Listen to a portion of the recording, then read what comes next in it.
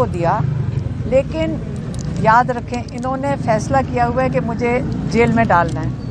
अब ये रास्ता ढूंढ रहे हैं कौन से तरीके से। प्रोसिक्यूशन का लग रहा है कि उनके पास ही जजमेंट, क्योंकि जब अकाउंट बंद कर सकते हैं बगैर जज के हुक्म के, क्योंकि आप सबने भी सुना होगा कि उन्होंने कहा कि मैंने तो ऐसा कोई हुक्म नहीं दिया। तो ये ऑर्डर लिखा हुआ है, हमें जो अपने जजेस के ऊपर तरस आ रहा है, ये उनके ऊपर कितने प्रेशर में होंगे कि आपके पास जजमेंट लिखी हुई आ जाए और आपने पढ़ के सुनानी है। मेरे ख्याल में 5 साल की हम सोशल मीडिया पे पढ़ेंगे, किसी व्हाट्सएप पे आएगी जजमेंट।